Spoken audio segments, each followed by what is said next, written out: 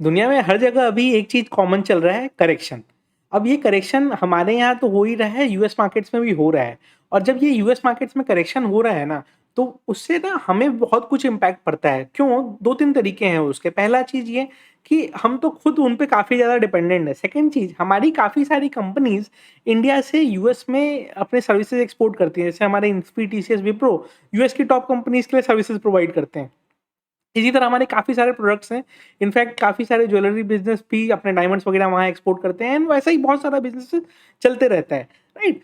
अब उसके कारण क्या हो रहा है कि देखिए यूएस में कुछ भी हो रहा है ना, तो हमारे यहाँ भी करेक्शन आ रहा है। अब यूएस स्टॉक्स एक तरह से आप देखें ना तो काफ़ी ज़्यादा करेक्ट होने लग गए हैं।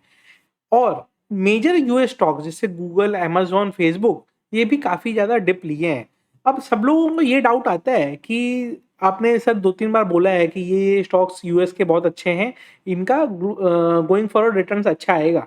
तो वो अभी कैसा परफ़ॉर्म कर रहे हैं? क्योंकि आपने जब बोला हो सकता है वहाँ से वो करेक्ट भी हुए हों।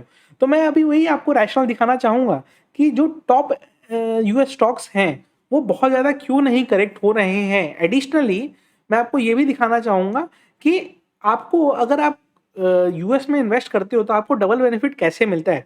पहला चीज़, नैस्डैक का चार्ट, गूगल, अमेज़न, फेसबुक सबका चार्ट, सारे मेजर स्टॉक्स का चार्ट मैं कवर करूँगा। एडिशनली 1-2 और स्टॉक्स, नए स्टॉक्स का भी चार्ट्स कवर करूँगा। बट पहले ये मैं रैशनल आपको समझा दूँ कि देखिए होता क्या है ना कि जैसे ही आप बात करते हैं ना कि हम यूएस में इन्वेस्ट करेंगे, तो होता क्या है कि वहाँ की करेंसी डॉलर है। अब हमारी करेंसी डेप्रिशिएट करते रहती है। इस साल के अंदर ही हम रफ़ली 6 से 7% डेप्रिशिएट कर चुके हैं। तो अगर आप इंडिया के बाहर इन्वेस्ट करते हो, तो होता क्या है उससे कि आपको करेंसी जो डेप्रिशिएट हमारी इंडिया की हो रही है, वो बेनिफिट मिलते रहेगा और हर साल अगर 5-5, 6-6% करके हम डेप्रिशिएट करते रह गए, तो अगर आप 1 साल बाद तो 5-6% आपका रिटर्न तो ऐसे ही खाली करेंसी डेप्रिशिएशन का है। प्लस ये स्टॉक्स भी आपको काफ़ी मेजर लेवल पे करेक्ट होते हुए दिखाई दिए हैं। तो उनको भी अगर आप देखेंगे तो वो जैसे ही जैसे रिवर्सल साइकिल में आएँगे, तो आपको समझ में आएगा कि हाँ, चलो ठीक है, अब यहाँ से ही अच्छा रिटर्न देना चालू करेंगे। अगर आप वीडियो में बने रहते हो ना, तो कैसे आपको 750 वर्थ के एप्पल स्टॉक्स गिफ्ट में मिल सकते हैं, वो मैं आपको बताऊँगा। तो चलिए वीडियो को स्टार्ट करते हैं। चलिए, तो मैं आपको नैस्डैक का चार्ट दिखाता हूँ और अगर आप ये नोटिस करोगे तो मैंने यहाँ पे फिबोनाची रिट्रेसमेंट ड्रॉ करके रखा है पैंडेमिक लो से। मतलब पैंडेमिक के समय जो हमारा लो लगा था 23 मार्च के आस-पास, वो रफ़ली 7000 था नैस्डैक में। वहाँ से नैस्डैक 17,000 तक गया एंड वहाँ से अभी वो रिट्रेस कर रहा है। अभी वो कितने परसेंट रिट्रेसमेंट पे है? 0.5% रिट्रेसमेंट है, जस्ट नीचे है एंड 0.618% रिट्रेसमेंट के पास है। तो आइडियली कभी भी अगर आप डिस्कशन किसी से भी करोगे ना, तो वो आपको यही सजेस्ट करेगा कि कोई चीज़ अगर 50% रिट्रेस हो गई है और अगर आपका व्यू है कि ये गोइंग फॉरवर्ड लाइफ में अच्छा करने वाला है, तो आपके लिए वो चीज़ उन लेवल्स पे इन्वेस्ट करना ही सही होता है। क्यों? क्योंकि फिबोनाची रिट्रेसमेंट में आप देखो, पहले एक बार 38% में सपोर्ट लेके बाउंस किया, फिर 50% में सपोर्ट लेके बाउंस किया। नेक्स्ट सपोर्ट इसका 61% के आसपास है, जो कि इसका 10,600 के आसपास आ रहा है। तो यहाँ से बस ज़्यादा नहीं है, 4-5% ही नीचे है, वहाँ पे सपोर्ट लेके फिर वहाँ से बाउंस करना चालू करेगा एंड मोस्ट लाइकली चांसेस है कि इससे कभी भी जब भी रिट्रेसमेंट दिए हैं ना, तो ये अपना 68% रिट्रेसमेंट अगर आप यहाँ से यहाँ भी लगाओगे, तो ये 68% रिट्रेसमेंट से ही बाउंस करते आया है। मतलब सॉरी, 62% रिट्रेसमेंट का जो लेवल है, उसी लेवल से बाउंस करते हुए आया है। तो हो सकता है कि अभी फिर से ये इस लेवल से बाउंस करना चालू करे। तो यही सही टाइम है कि कोई अभी इसमें से एंटर करना चालू करे। हाँ, यहाँ से और 4-5% करेक्शन हो सकता है, बट वहाँ के बाद आपको अच्छा ही रिटर्न देखने को मिलेगा। तो ये हो गया नैस्डैक पॉइंट ऑफ व्यू से हमारा, बट हम स्टॉक पॉइंट ऑफ व्यू से पहले देख लेते हैं। चलिए पहले गूगल देखते हैं। गूगल में अगर हम देखें और इसमें भी फिबोनाची रिट्रेसमेंट अगर हम ड्रॉ करें, तो देखिए पैंडेमिक का लो से लेके हाई तक अगर हम जाएँ, तो आपका कितना बन के आ रहा है? ये रफ़ली 50% रिट्रेसमेंट के पास है, राइट?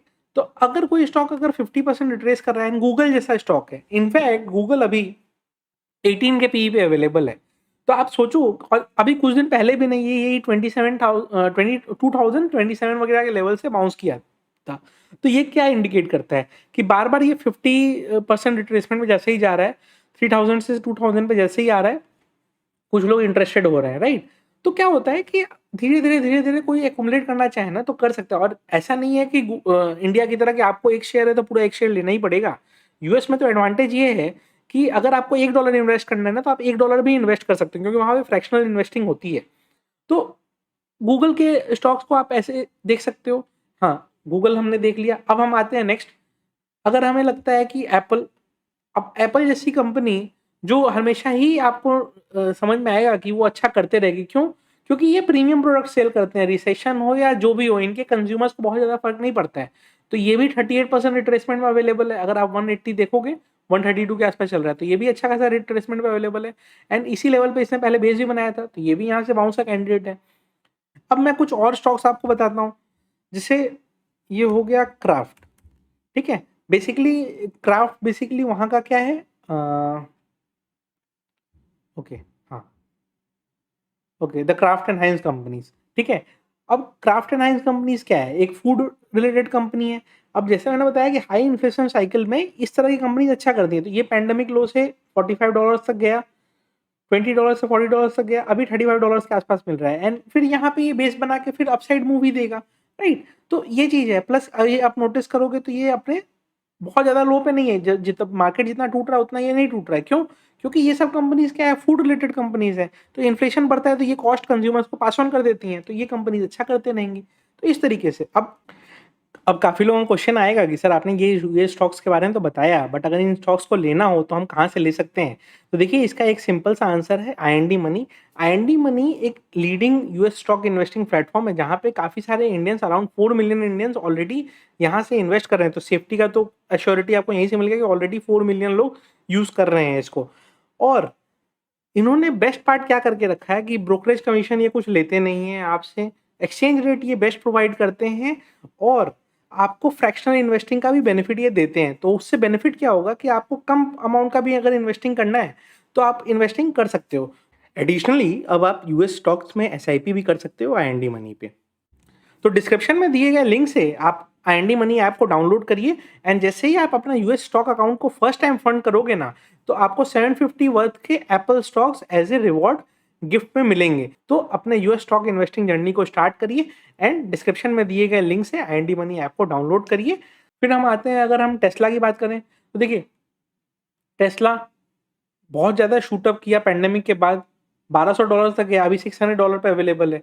ऑलमोस्ट ये हाफ हो चुका है अपने टॉप लेवल पे। अब आपको ये तो मानना पड़ेगा ना कि टेस्ला के स्टॉक्स अच्छा करेंगे इन फ्यूचर, क्यों? क्योंकि इलेक्ट्रिक व्हीकल्स के पायनियर रही हैं। इनफैक्ट आज के डेट में मतलब ग्लोबल कोई अगर ऑटो कंपनी का नाम लिया जाता है तो उस पर टेस्ला का ही नाम लिया जाता है, राइट? उसी तरह अगर हम बात करें, जैसे मैंने रॉबिनहुड बोला था कि यूएस का सबसे बड़ा स्टॉक ब्रोकर, तो रॉबिनहुड भी काफ़ी ज़्यादा करेक्ट हो चुका है एंड ये लिस्टिंग के बाद से गिरते ही आया है। बट यही होता है ना, कोई स्टॉक बहुत ज़्यादा जब गिर जाए और उस समय अगर आप इन्वेस्ट करते हो, क्योंकि अब ये $7 पे चल रहा है, मतलब यूएस के लिए अब पेनी स्टॉक हो चुका है, तो कुछ पेनी स्टॉक्स भी देखा जा सकता है। उसी तरह कॉइनबेस ग्लोबल, अभी जैसे क्रिप्टोज में इतना करेक्शन आया है तो कॉइनबेस भी बहुत गिरा है, क्रिप्टो जिस तरह से गिरा है क्रिप्टो के चार्ट की तरह ये भी गिरा है। बट ये तो स्टॉक एक्सचेंज है, जैसे इंडिया में क्या होता है, कुछ भी हो रहा हो, आईईएक्स, बीएससी, एमसीएक्स, इनके स्टॉक्स अच्छा ही करते हैं। क्यों?